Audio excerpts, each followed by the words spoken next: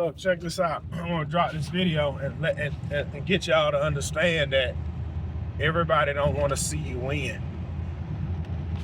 People want to see you doing good, but just not better than them. Like, really, just keep that in mind. People want you doing good, but just not better than them. And trust me, you have people in your circle only want to see the downfall of you. They don't want to see you succeed and be great. That's just some honesty for you. I've even had people like that in my life. You know what you do?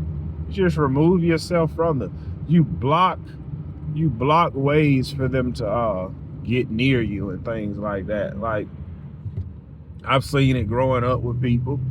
I've had people tell me that leaving my full-time job, man, that's crazy. What you gonna do about this? What you gonna do about that?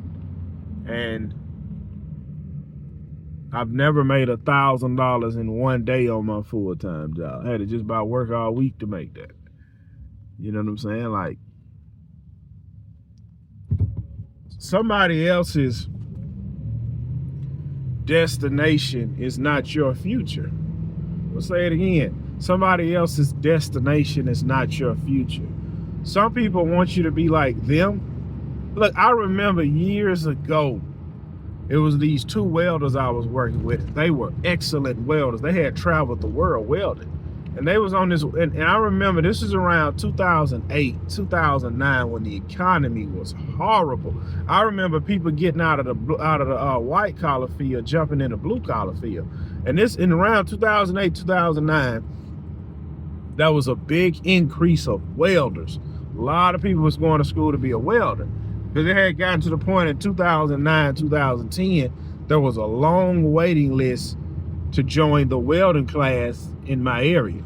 And I was like, man, why? Because I remember I went to actual trade school to learn how to weld. And they taught us like maybe 20 different procedures on how to weld. But with these welding classes, they was teaching one procedure because at the time, that's what everybody was hiring for.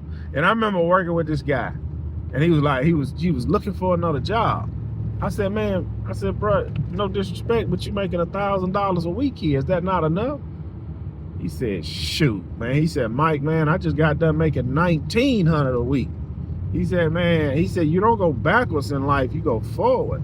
He said, $1,000 a week is good for some of these people. He said, but man, I'm on another level. That ain't enough for me. And I used to think like, bro, that's perfect, man. $1,000 a week. You get your wife to get her a little job making $600-700 a week. You know what I'm saying? Y'all can live happily ever after. And I used to think $1,000 a week was so much money. And I couldn't, because at that time I wasn't making number $600 a week. And I couldn't stomach it. I was like, bro, if I make $1,000 a week, I would never leave that job. I would stay right there because that is enough money. Again, this was in 2008, 2009, 2010. I used to say that. And I remember when I went from $662 a week to $795. When I started making $795 a week, I said, man, I'm about to go buy me a house. Because I wanted the American dream. Nice house, wife, kids, good job, nice family vehicle. And it's a game. It's not. So anyway, and I wouldn't let nobody deter me from that right there. And I remember that guy and that guy did end up leaving. Today, that guy make like almost $3,000 a week. That's what he make. He's a welder. He's an excellent welder. And there used to be another guy I used to work for, another guy I used to work with. He was into real estate. His thing was, I'm going to go out of town, make a bunch of money, come back home, buy some properties. And I think he ended up around that time owning like maybe 5 or 6 properties. And he used to always tell me, man, don't tell these folk this is how I used to talk. Man, don't tell these folk your business, man. They don't want to see you make it.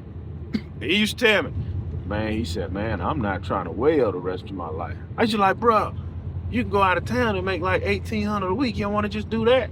He said, man, your eyes will be messed up, your knees, your back. He said, man, you want to spend your money on something that's going to make you money.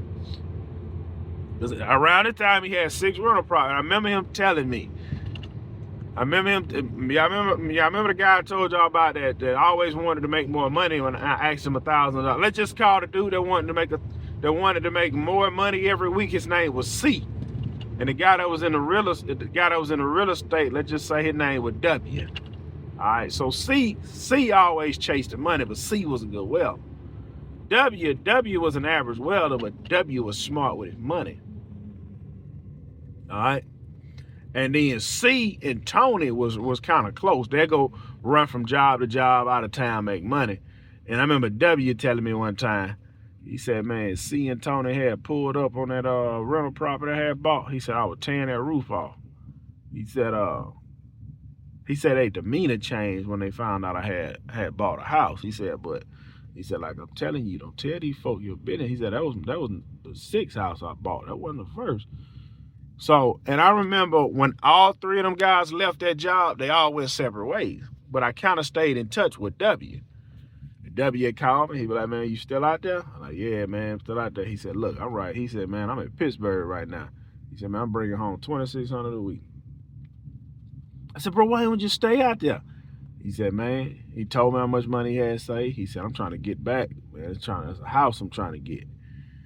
He said, man, you need to learn how to do more than one thing, man. He said, because if you know how to do one thing, these people will box you in. And I remember him, he used to keep pushing that on me. Learn how to do more than one thing. Learn how to do more than one thing. Learn how to do more than one thing. He used to always push that on me. Learn how to do more than one thing. And I remember we was at work one time. It was me, C, Tony, a guy named Randy, guy named Brian. We was all in a huddle, and W used to say, man, y'all need to learn how to do more than one thing, man. Learn how to do more than one thing. And I remember one weekend we were supposed to work Friday, Saturday, Sunday 12 hours, but they canceled it. And W called me. It was like 5:20 that morning. He said, hey, I wanted to call to tell you, man, I don't think nobody told you, but they canceled overtime for the weekend. I said, man, you sure? Because he was up brushing the teeth. He said, yeah, man. He said, I didn't think they called you. So,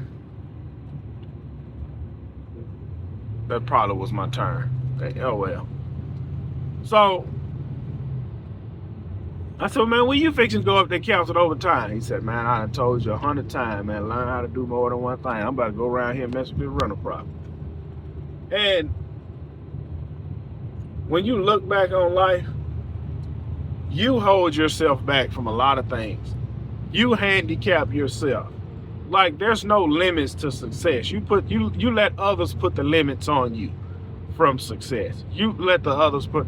I remember, listen, I used to want to go work out of town as look, this is what I mean by when I say you have to be mindful of who you take advice from. Look, I remember I was 19, 20 years old, and it was a job that had came up. They was paying $28 an hour and $100 a day per diem.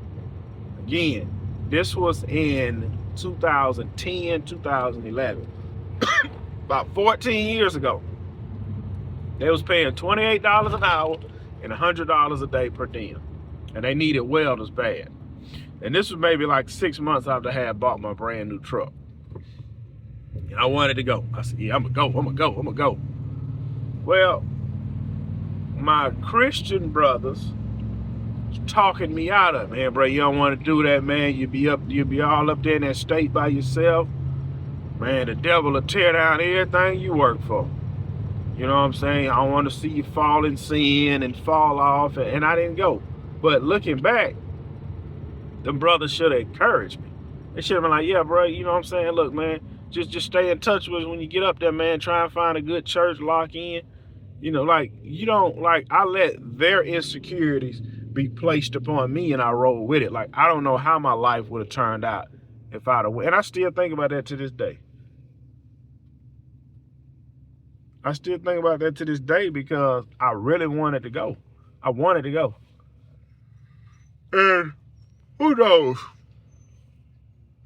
You don't know where your life would have ended up. So, like, when you listen to, like, when people try and give you advice on something, just listen to it, but make your own decisions That way the consequences will be yours. I remember this guy, he had got this girl pregnant, and he had married her just because he got her pregnant. And he was in a miserable marriage for years, listening to other people. And God gave you a brain, so use it. Use your brain. The brain that God gave you, use it. If you think this right here gonna be pretty good for you, then roll with it, man. Roll with it. Roll with it. You gotta look at that. You gotta understand stuff like that, because and I'm just to that point in my life, man, that if we not, like, number one, if me and you don't have a relationship, there's nothing you pretty much can come and tell me that's something that I need to do.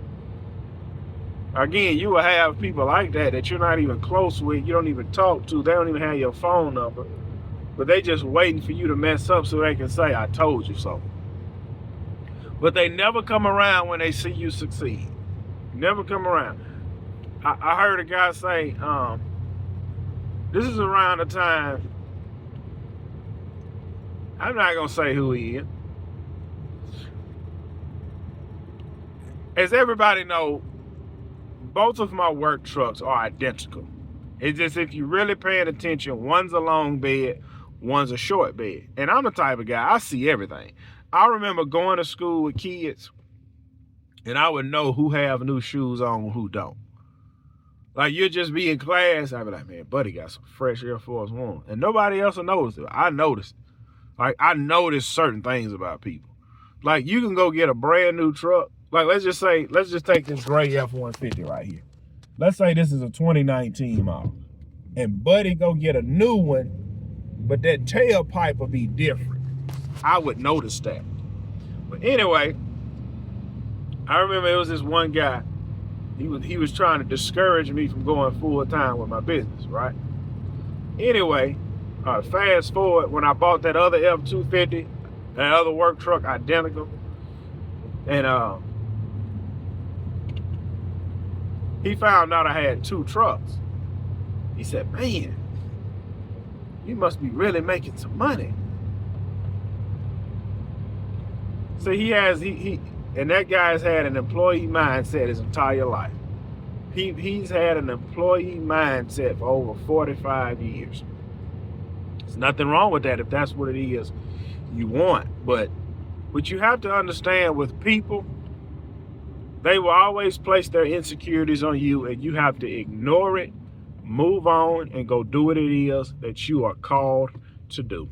Everybody's not called to be a pastor. Growing up, you will see a bunch of guys claiming that they're called to be pastors. And years down the road, you will see, oh, that guy really wasn't called to be a pastor. It's like people want you to be what they are. Gibson, I'm a foreman on the job. You need to, one day, man, you work your way up, be a foreman like me. I'm not staying here that long. I'm using the money from this job to go build my own thing. I don't care about being a foreman on this job. And that would hurt them. Like, it wouldn't hurt my nephew or my kids to say, I want to cut grass for a living. That's for dumb people.